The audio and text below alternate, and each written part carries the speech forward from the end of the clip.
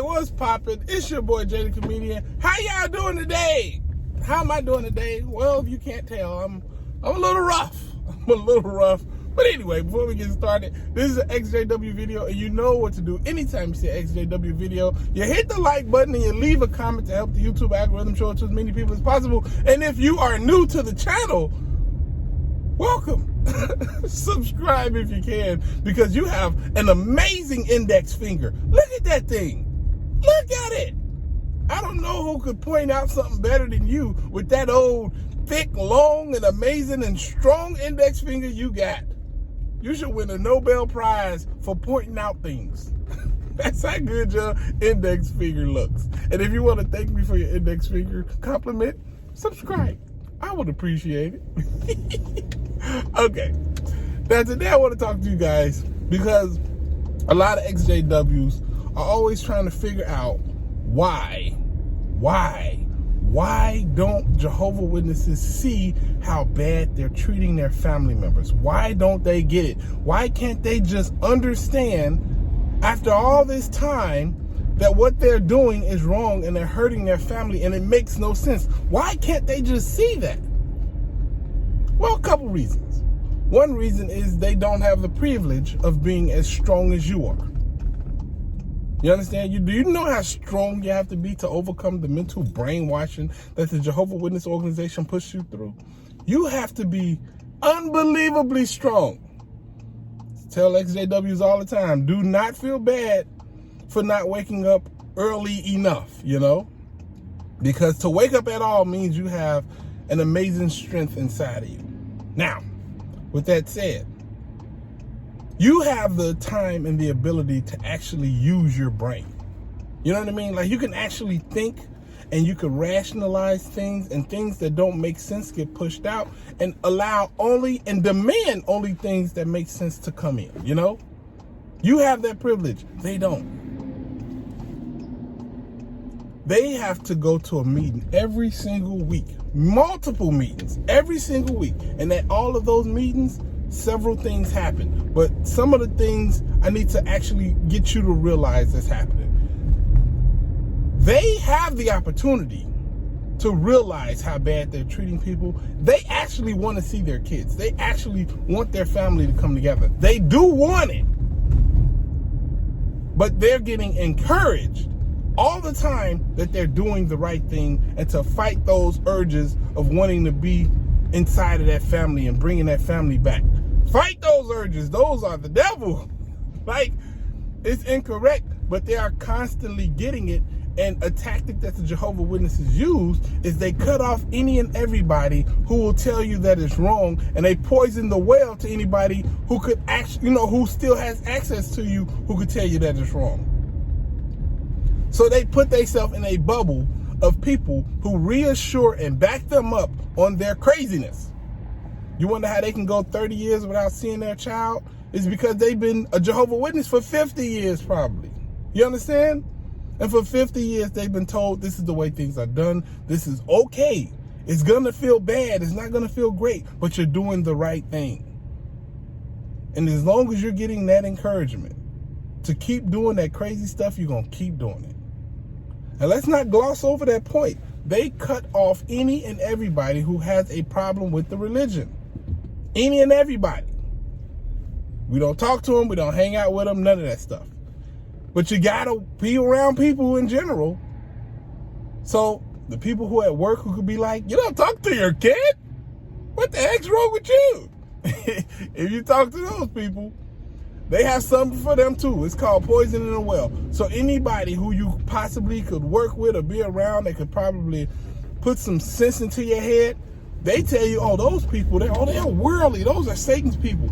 That's Satan using them to talk through. Satan is talking through them worldly people, basically. Those are his kids. You know what I'm saying?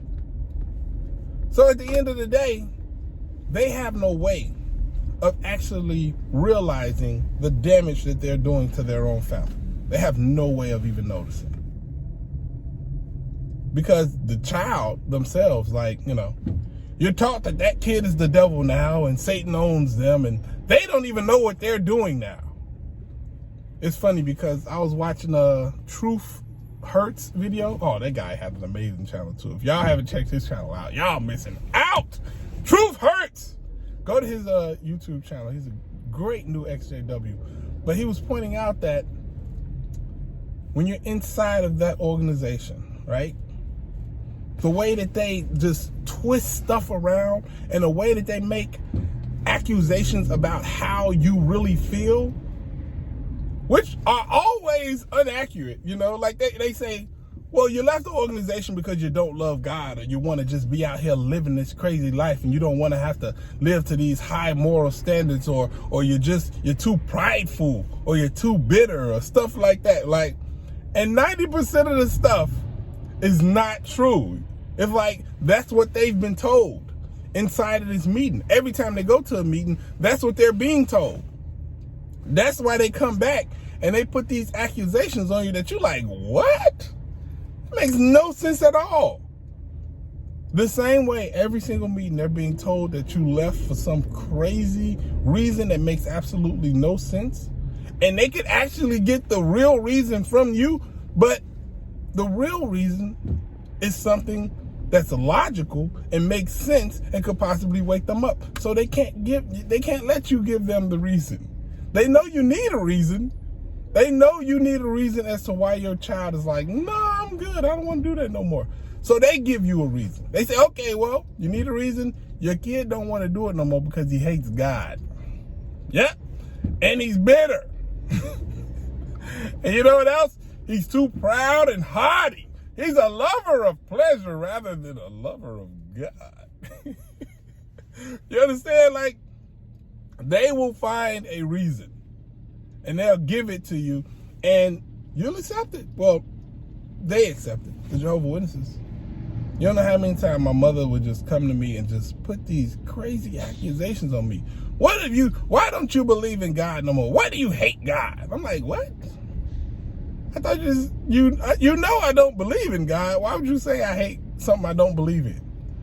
Like, I've never heard her say, why do you hate the Tooth Fairy? You don't believe in her, do you? Then you must hate her. First off, the Tooth Fairy been jerking me around for 80 years, man. I ain't got my dang old tooth money yet. Where's my tooth money, baby? Anyway, at these Kingdom Hall meetings, they need you to make these meetings because if you're not inside of the Kingdom Hall, you got to realize the Jehovah Witnesses are always against the clock. The clock is never, repeat, never on their side. Every single day that goes by, the Armageddon doesn't happen or the Great Tribulation doesn't happen. It's a day against the Jehovah Witness organization. Every single day. So the only way they can keep people under that brainwashing is to have them busy doing what they tell them to do, and at the Kingdom Hall, in their bubble, getting instructions and encouragement from other crazy folks who going through the same exact thing as they are. Like, what's the chances of everybody being crazy, right? It's a situation like that. Because they, even though they're a terrible cult, they know human psychology. They know how it works. If you had 100 people come into a room and each of those 100 people saw what the other 100 people, well, just let's say you put 100 people in the room, right? And 99 of them, right, you plant in there. And you get all 99 of them to say, babies are dumb and ugly, right? You get them all to say that, all 99. When that 100 person get up there, chances are, which is funny, but let's check it out. Chances are that person is going to say that the baby is not ugly and dumb. It's a baby. Babies are cute and they're actually really intelligent. Probably the most intelligent we are during our entire life, but that's another video. But most people will say that, no, the baby is still cute. Some people will just like, yeah, the baby is dumb and ugly. But most people in that situation would say that the baby is cute, right? And the baby is actually like not dumb, it's a baby, you know, they'll understand that. But they'll be uncomfortable doing it. They'll be so uncomfortable doing it, and that's the point. Because something that obvious, something that's that real, should be something that's said without any problem at all. Like, what are y'all talking about? This doesn't make any sense. Y'all make no sense. And they would be completely comfortable talking about that, you know? But if you're around a bunch of people that feel differently than you, then you feel out of place. You feel like it ain't right. But if you cut off everybody and everybody feels the same way, even about something as crazy as the stuff that the Jehovah Witnesses believe in, the masses, it all works together. You get all those people saying the same thing for years and years and years. This is how you control people. This is how you get people to do all the crazy stuff that they get Jehovah Witnesses to do. And it's unfair. It's evil. Oh man, it destroys families. It destroys them. But once you wake up and once you realize it, you immediately understand what it is and you never go back to it. Like, I have yet to see a person who actually woke up, realized what the Jehovah Witnesses was doing, did the research, and found out in all the multiple ways that the Jehovah Witness organization take advantage of their members, and then at some point end up going back. I've yet to see. That's why they cut off people, and that's why they say that's the worst sin you can commit. Even though that makes no sense at all. That's really the worst. That's the worst somebody can do, is talk evil about the governing body. That's the worst sin. That's the worst sin for that organization, because once you realize that the governing body is the problem, they lost you.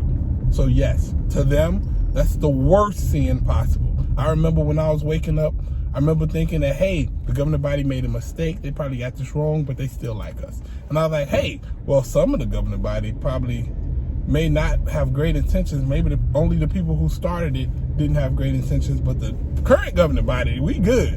And then eventually I'm like, wow, they're all terrible. And it was at that point that I was like, yeah, this religion is definitely not God's religion. And then I was like, wait, God doesn't exist either? Ah! Oh, the life of an atheist. But anyway, that's why the Jehovah Witnesses are able to do all the crazy and horrible stuff that they do to their kids and their family and everything else. So just something that I wanted to put out there, man. And if you're thinking about it and you really consider it, don't give the Jehovah Witnesses too hard of a time. They are victims in this situation. And I mean, I don't care if somebody hurts somebody else, then I don't care if you are a victim, then you need to burn. I don't care about that victimization at all. Once it turns to somebody else getting hurt, or you're hurting a kid, or you're covering up for it, sorry. I'm a little less understanding about that.